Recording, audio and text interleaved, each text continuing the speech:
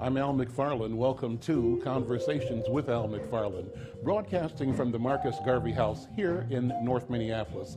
And you know, it's all about the neighborhood. This is a conversation about how we build our community, our neighborhood, house by house, family by family. We're focusing on business creation, business development, economic development, and culture. It's a wonderful conversation, a robust conversation. One of the guides for this conversation is my brother, who takes us on a musical journey, Wayne McFarland and jazz. Check him out.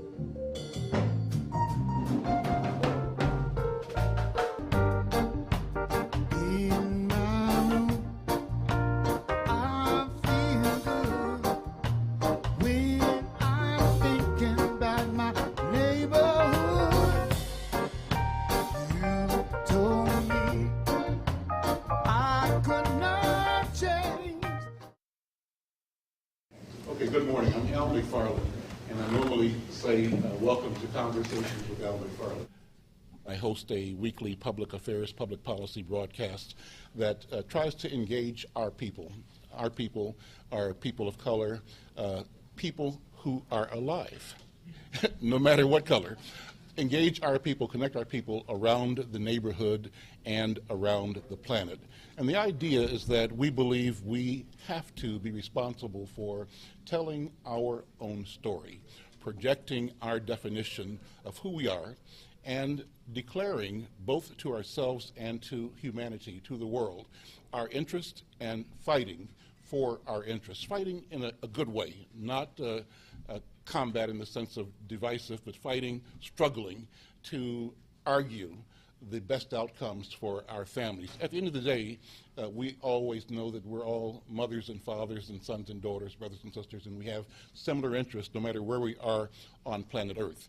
So it's incumbent upon us to, in the arena of business and economic development, in the arena of marketing, to begin to project, to show that we can and should connect, we could create collaborations that make sense. I started briefly as a newspaper guy. I'm a reporter, former reporter for the St. Paul Daily newspaper, the Pioneer Press. Launched my own business, Insightnews, in 1974, working for somebody else. Bought it from them, relaunched in 76 under my own company name, and the rest is history. Over the years, we've emerged as the leading ethnic newspaper in the marketplace, and we have discovered that, that's our technology kicking in here, we've discovered that the challenge is to find ways to collaborate. The principle that has guided our success and our development is our ability to reach out to other publishers, communicators, media companies across ethnic and geographic lines and say, you know what, we're all small businesses, we have the same challenges, how can we collaborate, how can we partner, connect, and find value, deliver value to the marketplace. We created a group called the Minnesota Multicultural Media Consortium. That consortium now has evolved to where it has a relationship with the University of Minnesota, a wonderful and powerful training relationship where we are conducting a $3.9 million broadband access training project, a 3-year project designed to introduce and connect communities of color, African, African American, Asian, Latino, Native American communities to internet technology, to high-speed internet, and to the power of technology to enable our success in the areas of health, education, culture, business, etc. So we're pleased to do that. Well, this program today wants to connect with the idea of our global posture. I'm here to introduce you to some people that are thinking about business creation on the policy level and on the practical level, both here in the country and around the world. Our particular mission is to talk about the African-American experience, and I'm pleased to have joining me for this conversation by internet or video conference from New York, Ambassador Robert C. Perry. He's the Vice President for International Programs at the Corporate Council on Africa, CCA. He manages CCA's conferences and programs. He was instrumental in planning the Corporate Council on Africa's biennial U.S.-Africa Business Summit in 2003, 2005, and 2007. And under his supervision, CCA's Programs Division plans conferences on agribusiness, health, infrastructure, and finance. He joined CCA after a career in the U.S. Foreign Service at the Department of State. He served as Deputy Assistant Secretary of State in the Bureau of African Affairs from July 2001 to December 2002. He was responsible for economic policy, West Africa, and public diplomacy. And as U.S. Ambassador to the Central African Republic from 1999 to 2001, he coordinated the U.S. contribution to the UN's peace-building efforts in the country. His previous assignments included managing a $100 million counter-narcotics program for Latin America at the State Department and postings to Bolivia, Mauritius, Mexico, Ethiopia, Chile, and Vietnam. He's fluent in Spanish and French, and he's a member of the Council on Foreign Relations, the American Forest Service Association, and the Association of Black American Ambassadors. And he serves as a trustee of the Phelps-Stokes Fund, which is an educational NGO, a BA in political science from Wittenberg University, and master's in international relations from American University, and joining us from New York. Ambassador Perry, good morning, and can you hear me okay? Can you hear me? So I think we're still calling in. While we get that connection, I don't see. Okay. Are you hearing me, Ambassador Perry? Okay, and Jerry Fernandez, can you hear me? I can hear you, yes. Okay, we'll try to get the connection with the ambassador better. Jerry Fernandez is with the Multicultural Food Service and Hospitality Alliance. He's joining us from Baltimore, I believe. And finally, joining us from Canada, from Montreal, or Toronto, is the regional director of Jamaica, of JAMPRO, which is formerly Jamaica Trade and Invest, and Robert Kerr heads that office. So the three of us here, plus our two panelists here in the office, in the room, want to talk about the whole realm of trade opportunity, business development opportunity in the African diaspora. Now, I want to get a better connection with Robert Kerr first, with Robert Perry first. Ambassador Perry, can you hear me? And I'm trying to hear you. I cannot hear you, though. So we'll try to work that out. Robert Kerr, can you hear me? Mr. Kerr, in Canada? I can hear you, but it's a little bit faint. Okay, let's try to start with you. Until we try to get a better connection with Ambassador Perry, and Jerry Fernandez, I'll come back to you momentarily. Mr. Kerr is the regional manager for the organization called JAMPRO. It used to be called Jamaica Trade and Invest. And he's responsible for talking about business in Jamaica and the Caribbean. What are the challenges to American business for doing business in Jamaica and in the Caribbean? And talk about the mission of JAMPRO to create and facilitate engagement and business in your country. Well, I think there are a number of challenges that companies face. One is the availability of information. Another would be, what areas are most lucrative? Where are the opportunities? And I think that's one that we really want persons to take some time in looking carefully at. For us, we're seeing tremendous growth in some of the areas like tourism, where we're seeing increasing arrivals. We've seen quite a lot of investments in our hotel chains, for example, that we expect to continue. And for members of our diaspora as well, we're seeing increased interest in coming back to Jamaica, going into agriculture, going into housing development, and a range of other areas. So the first priority is to get information in terms of where the opportunities are, and of course, how do you go about the process? So those are some of the main questions. And of course, we're here to facilitate, as you said. How difficult or how easy is it for American business to do business in Jamaica? And that's a general question. My specific subset of that question is, how do you encourage African Americans to engage and pursue business opportunity in Jamaica? Is that important? Is that an opportunity that's important to you? Because we have obviously a very, it's an important question, because depending on perceived difficulty, persons may or may not, of course, look at other opportunities in other countries, right? But actually doing business in Jamaica is very easy. I mean, we speak English, we are very in tune with American business, with American institutions, with American culture, and the American way of doing things. And many Jamaicans, of course, have families in North America. So it's quite acceptable for persons coming in to be accepted and to be embraced. We have a very strong Chamber of Commerce. The American Chamber of Commerce is very active in Jamaica. So there are institutions, in spite of our democratic framework, there are actually institutions, American institutions that actually help companies doing business. So it gets very easy to get information and to get moving. And of course, my head office is in Jamaica as well. Okay, thank you. I want to thank you for joining us, and we're going to drop that line. Thank you very much for that contribution. We appreciate it. I think if we drop that line, Bobby, our engineer, will probably have more bandwidth for the future conversation. Thank you so very much for that contribution. We're going to continue. I'm Al McFarland. This is Conversations with Al McFarland, a special broadcast at the Multicultural Marketing Summit in St. Paul. And I want to try to focus again with Ambassador Perry, see if we get a stronger signal from Ambassador Perry right now. Is he still there, Bobby? Okay, we'll have to reconnect. While I do, let me introduce our two panelists here in the conference. Joe Mudd is the president of a new company called Garth McFarland Mudd, obviously a partner of mine in a new business, and he's going to talk about what that company is doing. And Don Bryant is an entrepreneur who owns a company called the Alden Group, manufacturing and marketing products, producing them here, but also around the world. And the three of us represent the entrepreneurial energy that we think will move our communities forward in the business world. Let me ask Joe and Don first to introduce themselves and talk about what you do. Sure, thanks. Again, my name is Joe Mudd. I am newly assigned as the president of Garth McFarland and Mudd, and we consider ourselves a multicultural marketing company.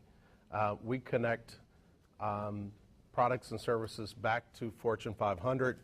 My background is that I have come from corporate America and stepped into the entrepreneurial realm about 3 years ago and created a product company called Mudco Inc., which still exists. We have now developed this marketing company, Garth McFarland Mudd, with a couple of leaders in the African American marketing space. Formerly, I spent 13 years with Target Corporation, and previous to that, I was with Melville Corporation. Don? Thank you, Al. As Al mentioned, Don Bryant, president of the Alden Group. We are, as of 3 years ago, a consumer products manufacturing company, and I consider us an innovator in certain spaces. Since then, we've launched 2 national brands, one with a partnership with B. Smith, who's a celebrity personality out of New York, to bring what is now considered one of the only African-American-owned celebrity-branded olive oils around the country. Since that time, we've gained distribution in over 2,300 stores, and just as of Friday, we just closed Walmart for about a third of their stores, the Southeast in the Northeast. We also innovated a new concept that was the product is actually manufactured in Israel, in Upper Galilee. It's the first organic cotton wipe that was targeted to position on the biodegradable positioning, the alcohol-free, the eco-friendly concept. When we launched that in 2009, we initially gained distribution in about 1,500 stores. And so those were the 2 brands that we have rights to or own, and we're headquartered in North Minneapolis.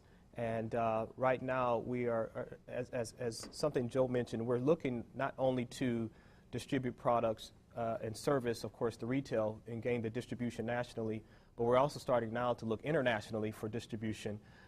And also looking at new product categories. So not only looking at innovation in existing categories or existing brands in existing markets, but we're looking at how can we take existing brands and find new markets for those brands. So as we continue to grow, we're trying to evolve, and we recognize certain categories have a ceiling.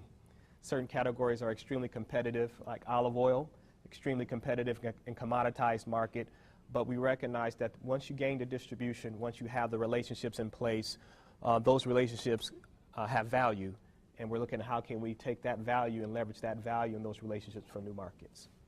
Let me go back to Ambassador Perry. We hope we have a better connection now. Can you hear me, Ambassador Perry? I think you hear me, but I'm still not hearing you quite clearly. And it may be a question of bandwidth here. Any suggestions, Bobby, on what we can do? Okay.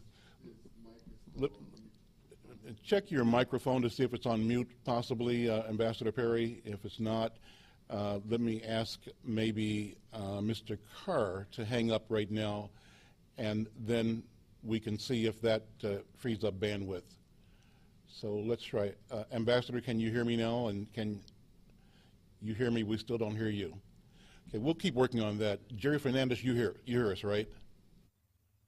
I hear you fine. Let's have you join the conversation. You know, the Multicultural Food Service Alliance deals sort of upstream from the issues that Joe and Donnie have talked about. They are manufacturers. You represent an alliance or an association that tries to bring manufacturers like them into the marketplace by bringing together corporations, saying, what can we do to create the bridge so that you recognize the value of companies that manufacture goods and products, and also you create an association that wants to advance people who work, professionals inside the food service and hospitality industry. Tell us about your organization.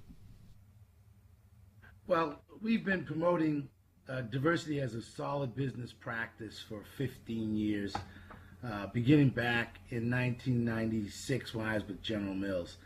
And the reality today is that not every company has quite embraced the fact that you can't just target Black or Latino or Asian domestic markets or international markets for employees and for good markets to sell your products. You have to also commit to reinvesting in those communities by doing business with the Black, Latino, or Asian or multicultural audiences that make up the community. And the example I use best is if you think about how the forestry industry has changed over the course of the last 25 years from just cutting down trees, taking the harvest and building wood products and making profits, they've gotten to the place where they now replant 3 trees for every tree they cut down. So we advocate that companies who target Black communities and other multicultural communities need to not only focus their efforts on attracting them as employees and selling them products and goods and services, but also to reinvest in the Black entrepreneurs in those communities. And the other piece I'd like to add is that we as consumers need to hold those companies to task. We need to ask those questions. What are you doing to support the economic health of the Black community here in the U.S. or Minneapolis or with countries international? There is a lot of the restaurant and food service companies, lodging companies, as you heard the gentleman from Jamaica talk about, are looking at foreign markets to grow. In fact, many of them are drawing most of their profits from international markets.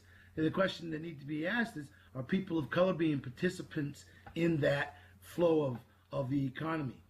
Or is it non-minorities that are reaping all the benefits? So it's our position that in this place where we find the census data is indicating that multicultural is mainstream, and I heard Rick talk about that. It is mainstream. It's time we start acting like mainstream and asking the hard questions. Is restaurant A supporting minority business development and restaurant B is not? Well, if restaurant B is not, well, maybe we should ask them why not, and maybe we should support company A. So I'm encouraged to see people talking about what's going on globally, because I can tell you the food service industry, the restaurant industry is very much about global. And when they enter into these Black markets, is it white operators that are benefiting, or do they extend the arm of partnership to the Black operator potential that exists right there in those countries? Let me ask you, gentlemen, the entrepreneurs, to respond to Jerry Fernandez.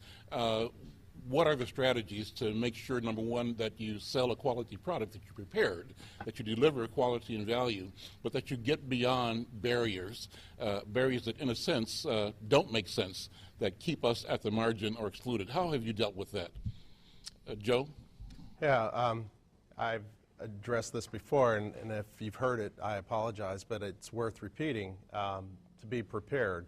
And I say that from the corporate side as much as I say from the entrepreneurial side, because the truth is, and reality is, regardless of your product or your service that you're providing, many corporations today, especially today, are not looking for a reason to add another supplier.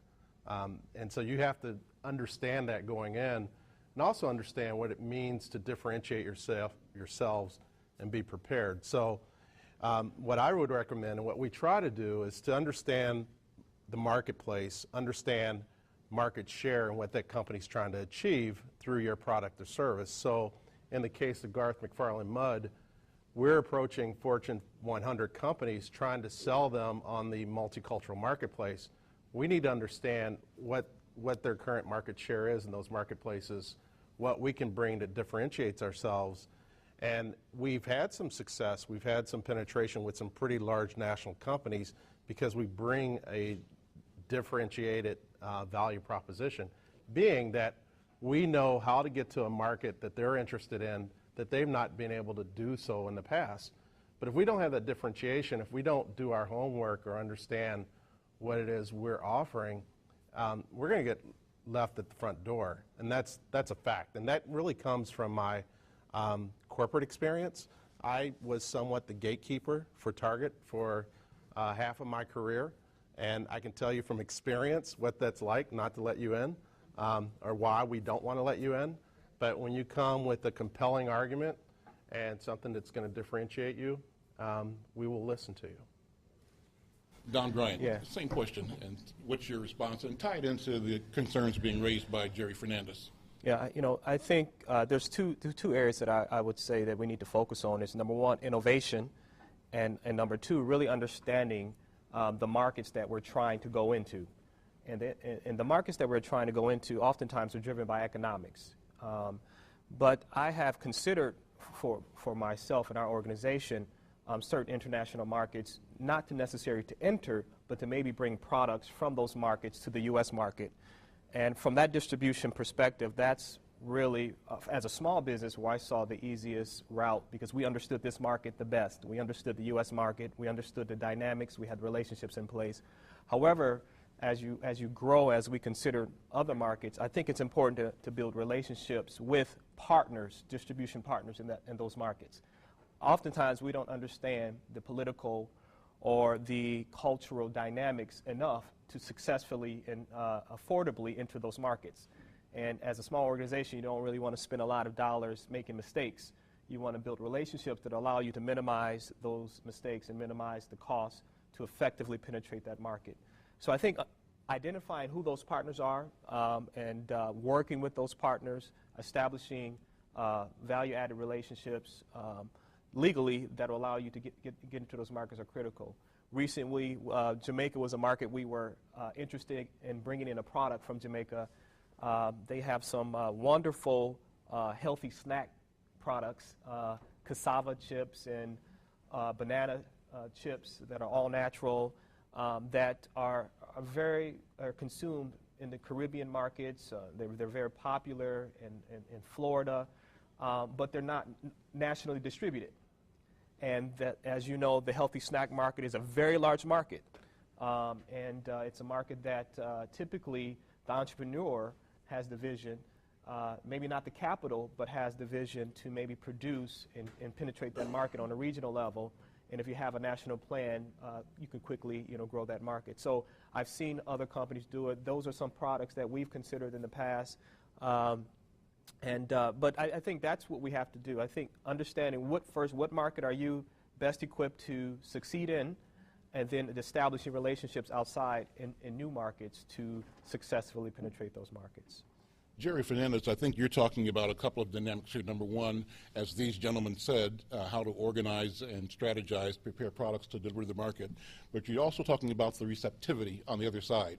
And you've mentioned that there are some companies that really get it, that understand that their own value, their own advancement, and their own development and profit depend on effectively engaging new markets.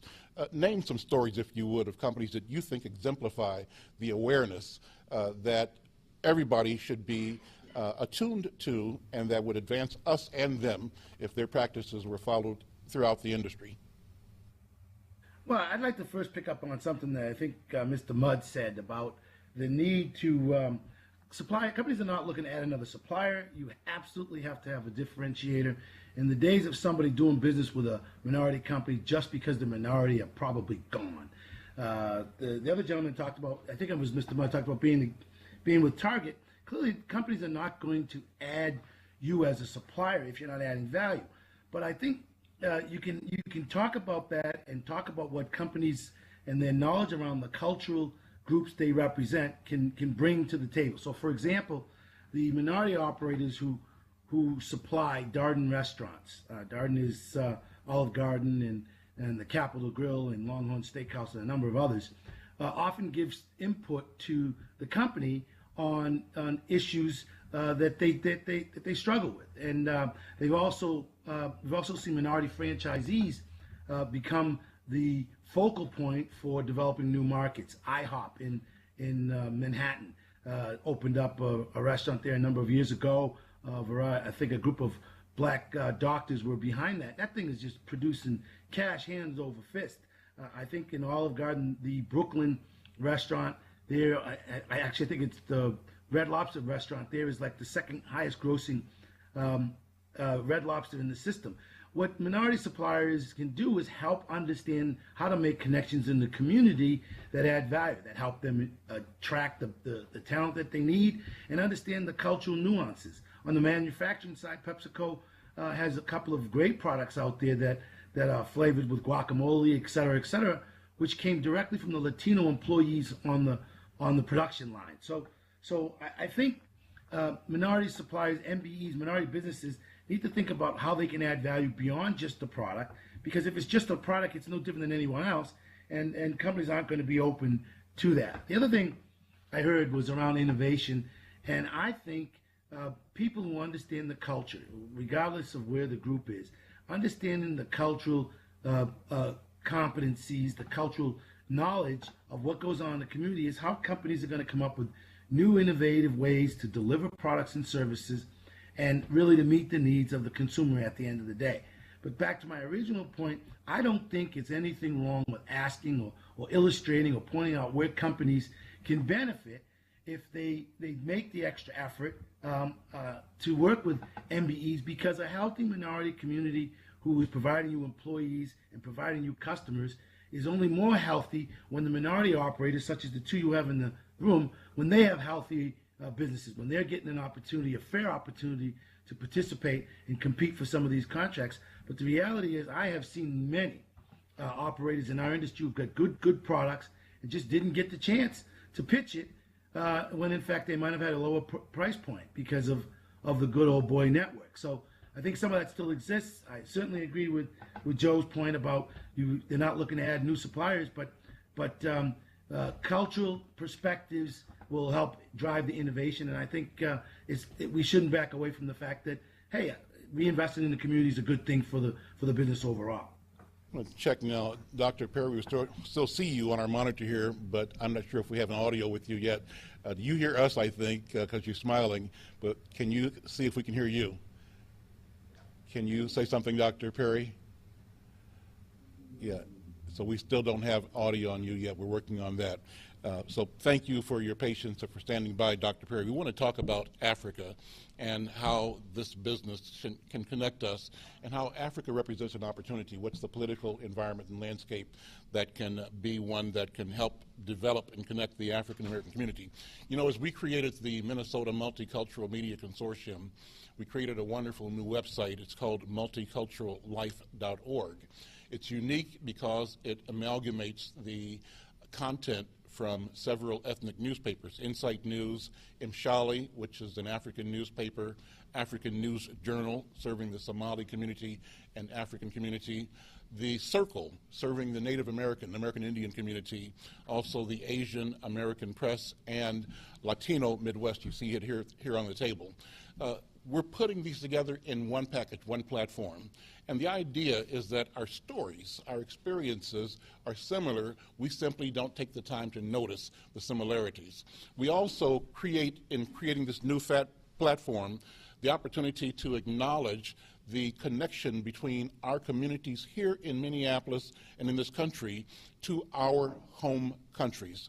I am a Jamaican and I am a Cuban. I intend to do business in Jamaica and business in Cuba. It's part of my legacy, part of my heritage, it's my desire, and I think there is opportunity.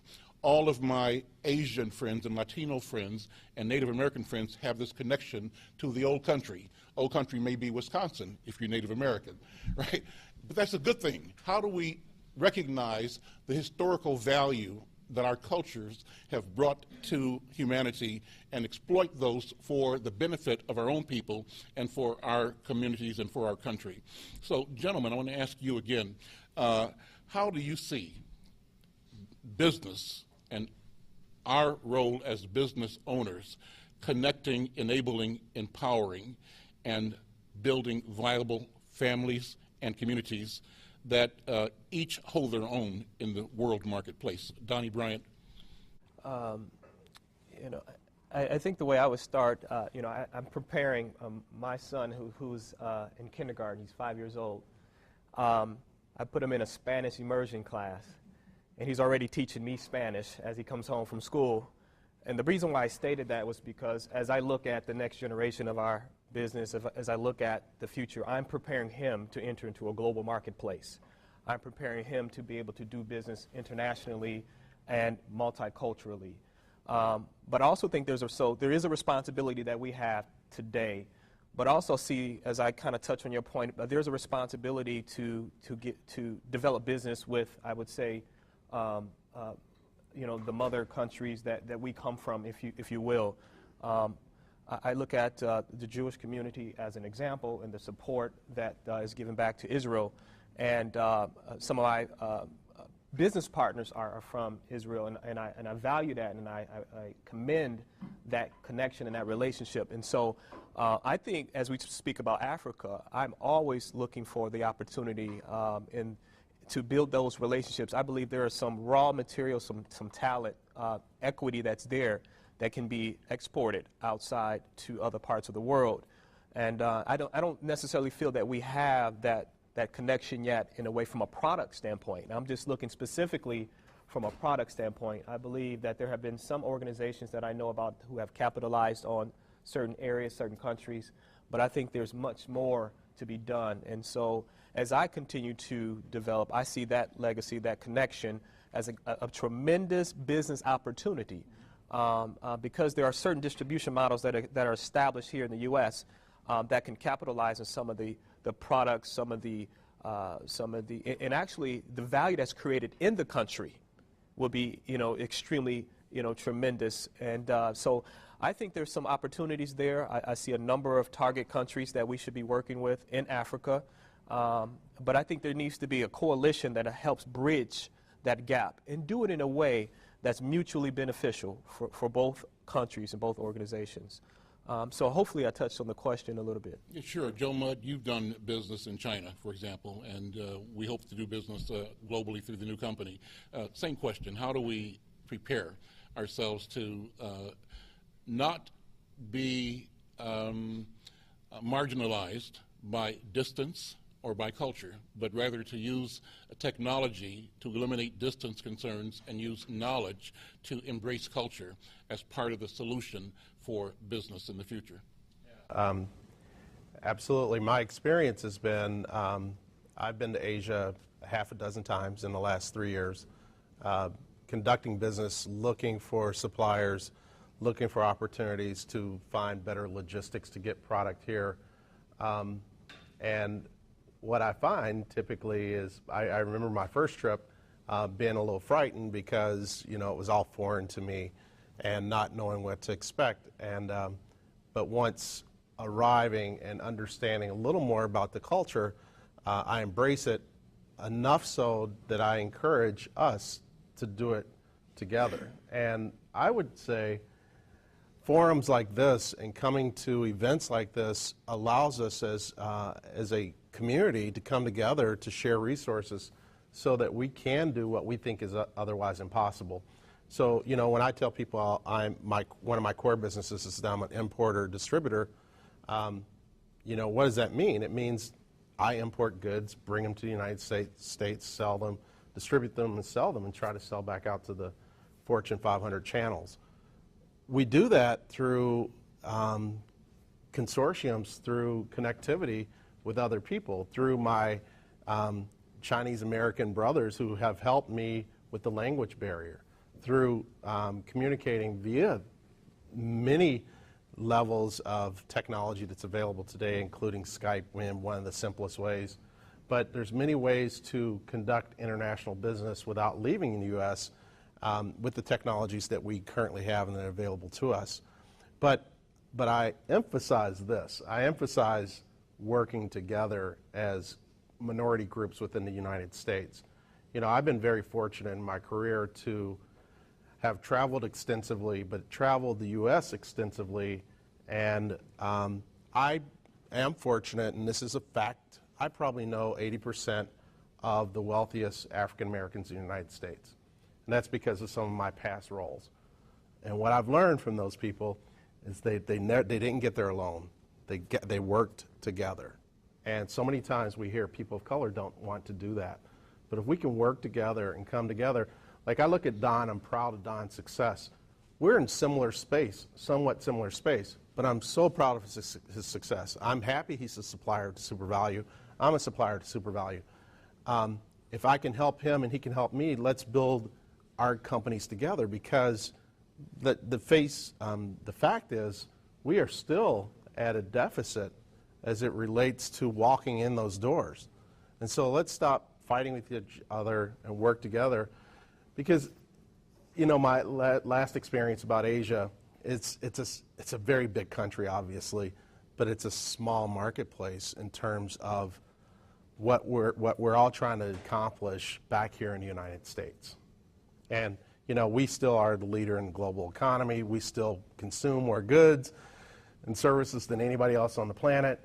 So it's about attacking this marketplace, but broadening our supply base, broadening our scope. And there's no way I can do that alone. And I'm proud to talk about the partnership that we just formed, to what I call mentors and successful business people. Bill Garth out of Chicago and Al McFarland approached me and said, let's come together and let's do something together. And I was thrilled to do so. I was thrilled to check my ego at the door and say, I'm the junior partner in this organization. I'll hit the pavement. I'll go out and run fast and hard as fast as you want me to run. And I'm proud to tell you, within 2 months, we landed British Petroleum nationally. And I'm very proud of that. But I could never have done that alone. And I don't think these gentlemen could have done it by themselves either. So that's what I'm talking about. It's the spirit of collaboration, and I will just say it. We, as people of color, have to do it together. We have to do it together. Let's speak to this thing of creating the public mind. This is, after all, a conference on marketing. Marketing is conditioning the market, creating a market, defining opportunity. How do we then condition the public mind, create a public mind that values our culture, our individual lives, our histories, and our contributions? Jerry Fernandez, how do we create the public mind that supports the initiatives we're talking about, that makes it so that companies that ought to be doing more business with us feel that it's the right thing to do and, in fact, do it, as opposed to resist and stay in their comfort, old boy zone network? What do we do? Well, first off, if they can make money, I think they'll do it. Ultimately, they will do it. But I'm going to piggyback on some things that Joe said, because he's speaking right out of the songbook that I'd like to follow. First, we have to work together. Particularly black Americans have had a real tough time working together. I'm of Cape Verdean descent, so I have black Portuguese roots. My name's Fernandez. I oftentimes get people who misconstrue what my cultural identity is. But the issue is we have to work together, and we don't see enough of that. I see successful business people who find ways to work together, building greater success, and you guys are one clear example of that. I think, secondly, we have to build our cultural competencies, our cultural intelligence, our cultural fluency. And by that I mean you can't go to China and not learn pretty quickly that China is not a monolithic place. What goes on in Beijing is not what goes on in Guangzhou. We here domestically have to understand that our Latino partners can be of Dominican background, Puerto Rican background. They're not Spanish people unless they're from Spain. So we have to get comfortable with other cultures, how to talk about them, how to communicate with them, and how to create valuable, added value kinds of relationships. And the last thing I'll say is forums like this can go to the next step about teaching cultural competence. Here's what you need to know about working with this particular audience to be effective. Again, I'll go back to the Latino community because it's a common language, but not always a common culture. There are many differences between each group. The more you understand, I think the more opportunities we have. But clearly one of the brothers there said, we could take a page out of our Jewish brothers and sisters book when they work and partner together. The South Asian Indians have been doing the same thing here in the lodging sector, where they've partnered together. One will buy a large group of gas stations and then resell smaller ones to mom and pops. These are models that we can learn a great deal from. I think these kind of forums, if they move more to how to, this is how you do it, this is how you get it done, this is how you build greater knowledge about this particular cultural group so you can better sell and market to that group. I think those are the things we can do. But it clearly begins with what Joe said. You have to check your egos at the door and be willing to partner together, because we cannot get there on our own.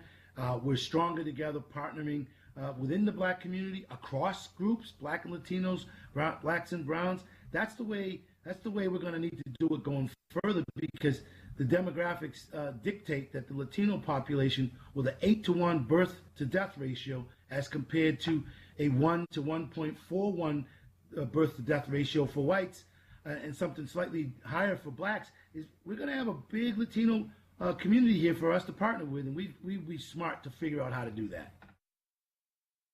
Shine, sun, shine that I may live long enough to give the love I want to give. Shine, sun, shine that I may grow. Let my warm moonbeams flow. Shine, sun, shine that I may live long enough to give the love I want to give. Shine, sun, shine that I may live long enough to give the love I need to give. Even those words, it says, this, you don't want to leave this world, it says, for all I know, this world may end tomorrow. I don't want to leave this world laden with sorrow. So while I've got just one more day, I'll take this opportunity to say that time. Ooh. Shine, sun, shine and I may live long enough to give the love I need to give. Shine, shine, shine, shine. Shine your light on me long enough to give the love I want to say. Any questions in the audience so far? We're waiting for another connection with the ambassador, so he's standing by. We'll be fixing that in a couple of minutes, so thank you. Yes, sir, question? Actually, it's just a contribution to what these two gentlemen have said. I'm from West Africa, Nigeria, and I've been here for about 33 years now going. One thing, in recent years, I found out that one, Africa has a large resources, you name it, from oil in West Africa, Nigeria, to diamond, gold, etc., and also agricultural materials. But my biggest concern is how MBE, these business enterprises, are going to get their own pie, their own cut of this pie, because in recent years, China has focused on Africa and literally taken over some countries. China has taken over Congo. Everything is under there. After Brussels, Belgium left it, China took over. Even my country now, they move in there. So how are we going to do this to make sure we get our own share? One of the moves that moved recently, in the last 2 weeks, I called my embassy in Washington and said, I want to speak with the person in charge of the commercial and economics there, so that I can partner, somehow I can route my investigation to vet companies and resource areas. So I plan to involve American Embassy in my country to help or those two departments and government representatives there. We can vet companies and be able to go into the local level and see what products can be sent here and what products are in demand over there. I know when it comes to the high tech, they need them there. And in return, you can bring raw materials and some semi-finished products over here. So I know it's a big job, it is doable. So the question is, how do we get the African-American community at the table? Not just African-Americans, but... MBE, the minority business enterprises to benefit from this. Right. And so so that's a question that the ambassador will answer hopefully in a moment. Martin Muhammad is here too, with the Africa Business Chamber of Commerce. Would you rise and address the same question? How do we engage getting more African-American businesses, MBEs, involved in international trade, exploiting opportunities to develop business and trade in Africa, in South America, and among us here in the American marketplace? Well, I didn't prepare for the question, but what I know is we have done a study about the U.S. African emerging market, and we very much would like to see the African immigrants in the USA, how much purchasing power they have. And that study has never been done. But we collaborate with Rick Aguilar, we have done it, and it came out that even though most African immigrants came here last 10 years, they have approximately $55 billion purchasing power. Now, you might think that's a small money, but if you compare the deficit in California, that's a huge lump sum. But at the same time, when we have done this study, we have a couple of areas that we would like to explore more. And one is the relationship between the African immigrants and the African Americans. And I think before more exploration being done, I think what we need to do is kind of get to know each other more and have more kind of collaboration effort. See how we can work together. Even though we live the same, I think there is some kind of similarity and dissimilarity. And I think that can be worked out. And I think that has the potential to maximize in terms of business opportunity. When I was in Washington a couple of months ago, I met the African subcommittee, I met the Black Caucus, and I bring the issue. But I think it takes a lot of effort for us to educate each other. But I think we have to see the bigger picture too. It has a potential for American businesses to also do business in Africa. But I think it has to begin with a relationship, with one-to-one. So I think that's what we are right now. Great, thank you. Don? Another question. Yes, sir, go ahead. Say your name, go ahead. I represent National Bank MBA here today, but my other job is working with big U.S. businesses, or rather North American companies that are doing business in Africa. And based on experience, the best way to do business in Africa is to collaborate with people who are already doing business there. But also you have to have access to decision makers.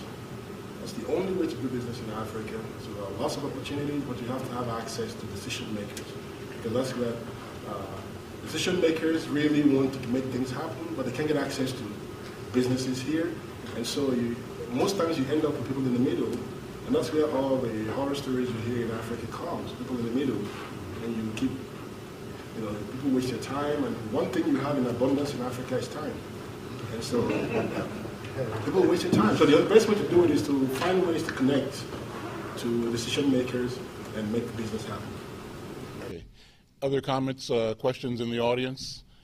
Don Rubik, can you comment? Well, I was going to say, I do agree, and I'm glad you brought that up, that a lot of work does need to be done to build those relationships. And we have worked with some small African-based product companies, particular East African sauces and hot sauces. And there were a lot of differences, and as you indicated, and so we had to work through those to get to a place where we're collaborating and building value together. But that's for distribution and product, sales here. And what I would like to explore and continue to look at is how can we, as you indicated, capitalize on some of the MBEs that are here and benefit with some of the resources that are Africa. And I think, that's where maybe the chambers, the African Chamber of Commerce, the Black Chamber of Commerce, the Minnesota Black Chamber of Commerce can work together to begin that dialogue and that exploration. Because as you indicate, there's a lot of opportunity, there's a lot of time, but time is money. And so we need to really connect together quickly, identify who these key decision makers are. I would love to find a key decision maker, if you can help me out somewhere in Africa, or maybe Ambassador Perry. But I think that's the kind of intentionality and deliberateness that we need to bring those conversations together. Okay. Yes, ma'am, go ahead. I think there's a lot of opportunity between U.S. and the African country. I'm in the international shipping industry, logistics. Actually, I ship, electronics, buying diapers, boats in Ghana. I ship all these. We're trying to promote export to African countries, but of course, import as well. But, we need to look into, our country keep wanting to export. A lot of times people need to find a trusted, knowledgeable to handle that for them. Talk to me later. If I may comment on what you said, that's the more reason why I said in the last 2 weeks, to be more specific, I called Nigerian Embassy in Washington, and I said I want to speak with the head of the commercial and economics department, and they gave me his email, because, like you said, trust is a very key thing. So I want the embassy to vet these companies or these local groups or cooperatives.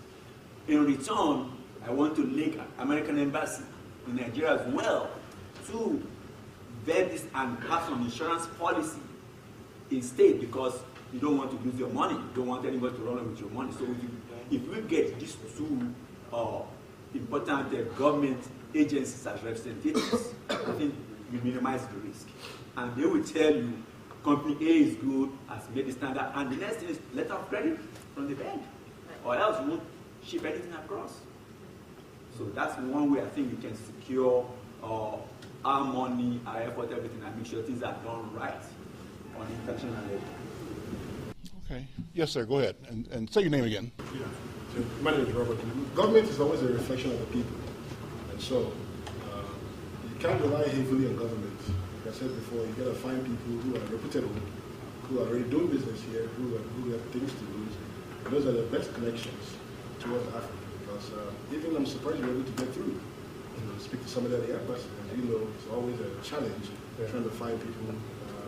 And when you're talking to career civil servants, you may not know even the right people to connect you to. So the best way is always to not to do business the right way, which is not to rely so much on trust, but basically a business concept. If you're shipping something to anybody, they gotta pay first before you ship.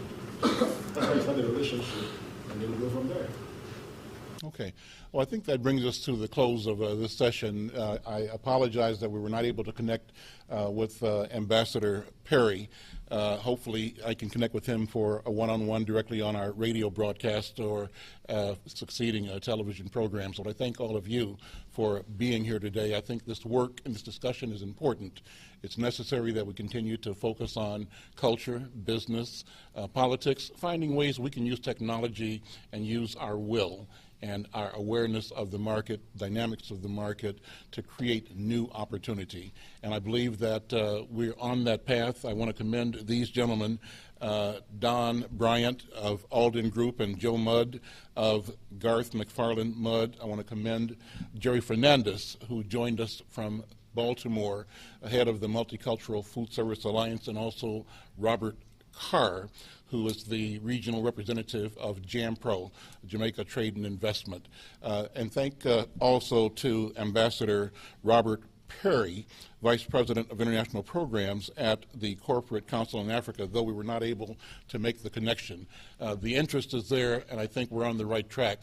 Thank you for your attention. We appreciate it. And Rick, thank you. All right.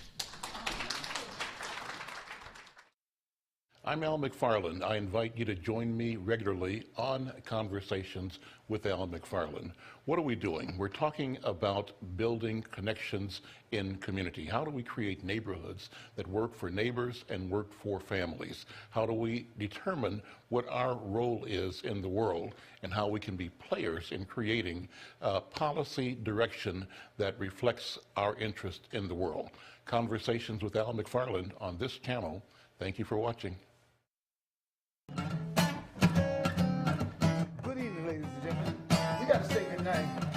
We want to thank Al McFarland for bringing us all those great words and all our lovely guests, all the guests in the house. Everything's good, you know. So I want y'all to tune in every Tuesday morning, right around 9 o'clock. Because we're going to play you a song.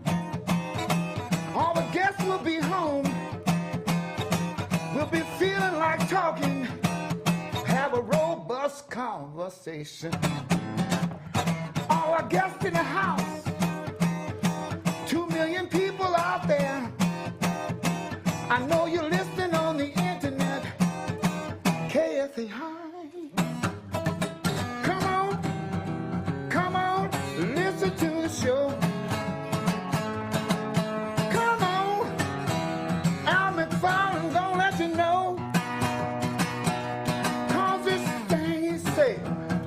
Is clear.